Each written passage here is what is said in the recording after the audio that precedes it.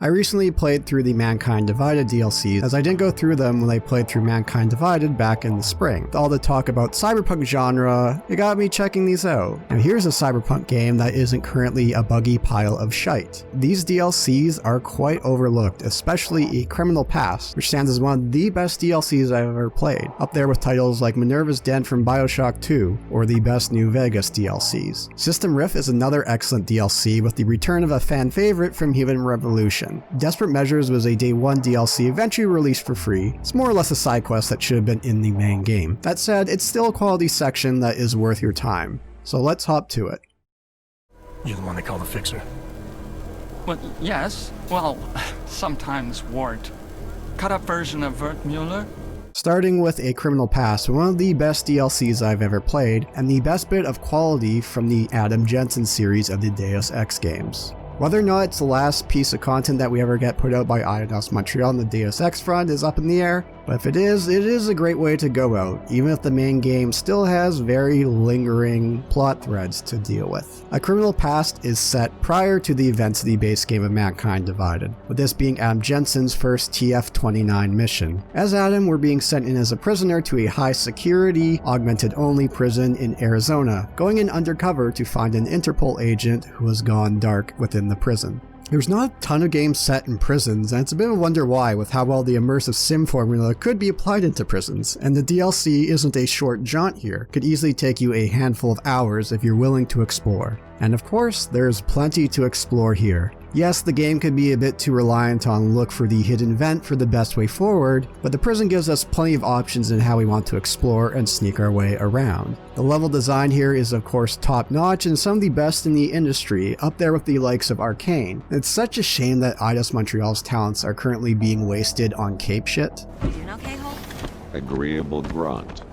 This DLC starts off with a lot of dialogue and us walking around the prison in safe territory to give us time to get used to our surroundings, which over time, shit hits the fan and then a riot breaks out. But let's talk first more about that narrative. While the Eidos Montreal Deus Ex series has always had some issues with the overall plot, especially Mankind Divided, A Criminal Past truly shines in its narrative for a more self-contained story that does have some implications for the overall lore, but instead focuses on what the Eidos Montreal Deus Ex series has done best, a cast of compelling characters that work well off one another. In my Mankind Divided review, one point that I mentioned was that compared to Human Revolution, the character interactions in Mankind Divided were not as strong. There were still plenty of great compelling characters, but the characters that we spend most of our time talking with, like Miller or Alex, paled in comparison as likable, compelling characters that we speak and engage with on the regular that Human Revolution had, characters like Seraph, Malik, and Pritchard. Malik? Jensen, if you even think of using that Casey mod on me, I will hit you. I wouldn't dream of it. Mankind Divide had a number of interesting characters that we didn't get a whole lot of time with, one of them being the psychologist at the TF-29 office, Delara. Here, however, we get plenty of time with her, as this DLC is told with Adam reflecting about this mission in Delara's office after the events of Mankind Divided. Something else I wanted to give Eidos Montreal credit for in these games is actually making attractive looking women. It's a bit of a weird trend the last few years with a lot of Western studios where they want to make not as attractive people in the game. I guess that's the benefits of having Square Enix as a publisher. Delara works well off Adam for being a moral barometer of our actions, and throughout the DLC, we're given decisions to make. We'll get dialogue between the two in which Adam, and us the player, will justify our actions to Delara. Task force protocols dictate that you should have called for an immediate extraction.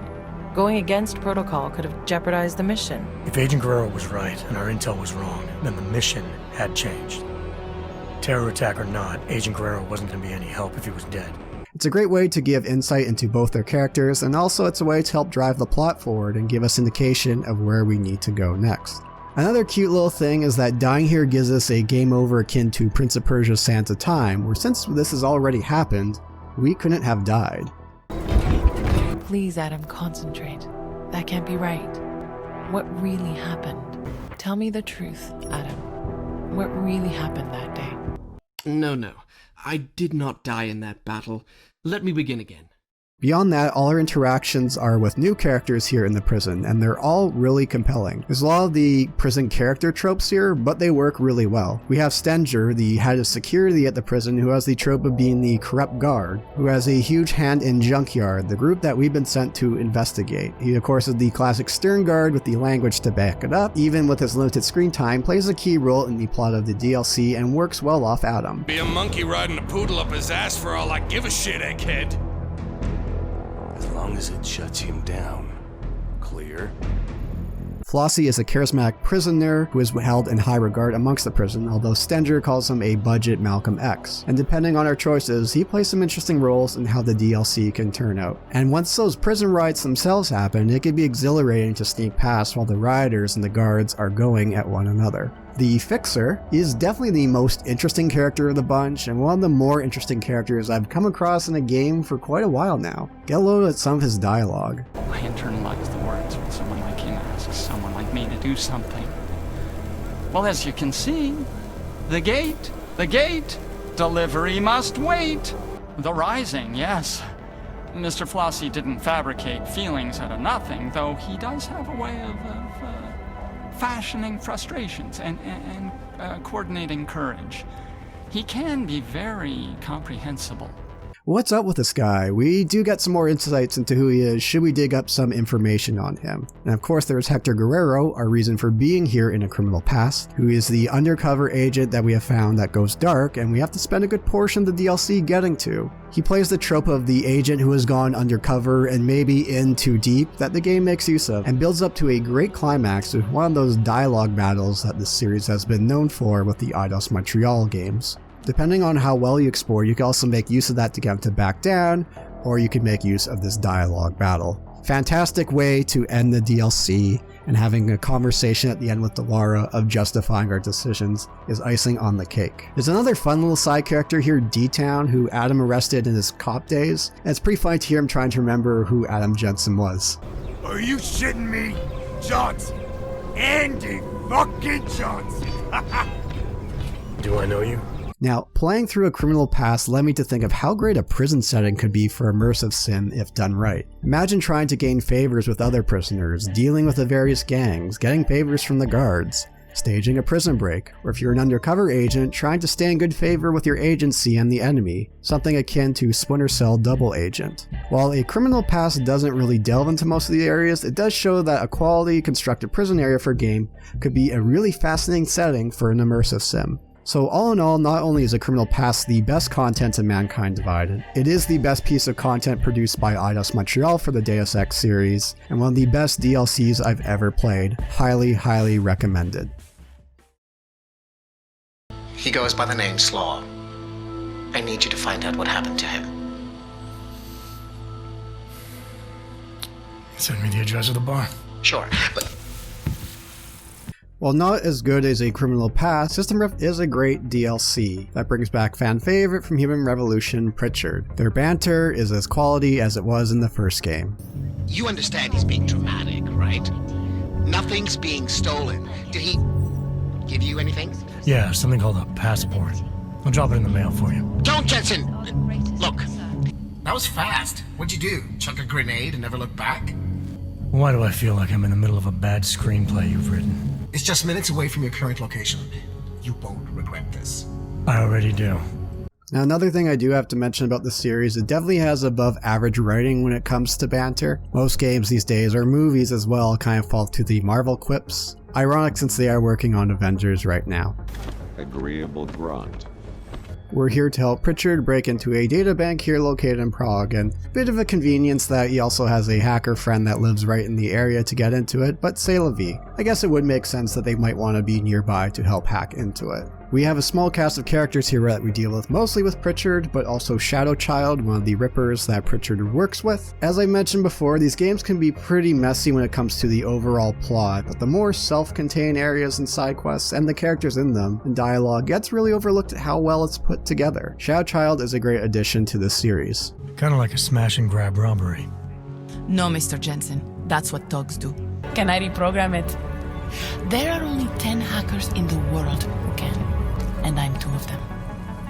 While not as large in scope as the Prison DLC, System Rift can take you about 2 to 3 hours depending on how thorough you are. Going through this bank and making our way up as security gets higher and higher is a great thrill. And again, the game could get a little overly reliant on spotting the hidden vents to get by, but there's still plenty of interesting emails to read or conversations to overhear to help us navigate our way through. Eventually we make our way to the very top and things get very tough. This is probably the hardest piece of content I've found in the entire game. We get a very brief section in breach mode, which is a bit interesting and a nice change of pace, but a bit underutilized here in what it was going for. And we do have a bit of a convenient escape at the very end, but it's better than making us go all the way back through where we came, which was going through my mind that if they were going to do that. Overall, System Rift not as great as a Criminal Past, but still a great DLC, and it's nice to hear that banter and have Pritchard back in the fold. How do you tell someone like that they need therapy? You don't. I need To get back to that moody loner thing you do so well. I understand completely. Besides, I have a report to file with my client. Remember that bombing you were in? Are you trying to be funny? No. What am I saying? Of course you do. I am seriously out of shape.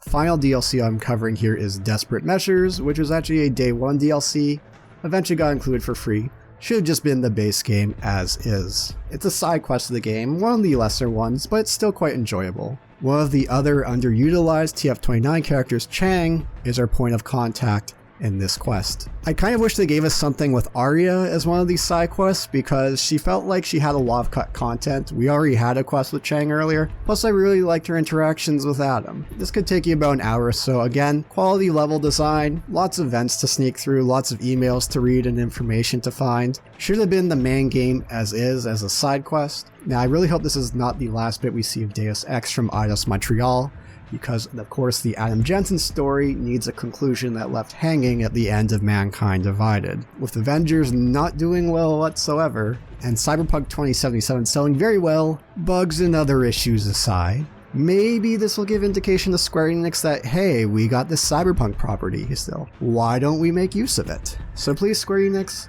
get Eidios Montreal cracking on these games again. They have an extremely talented team that put together fantastic games with amazing level design. Please, let them go back to working on something like this. I've been Boulder Punch. Hope you enjoyed this video. Leave a like, comment, subscribe, you know the whole shebang. Links below for Twitter, Discord, and other fun things. If you haven't checked out Mankind Divided, please do. Find a good cyberpunk game that isn't buggy shite as it currently stands. Anyways, I've been Boulder Punch. Enjoy your day, everyone.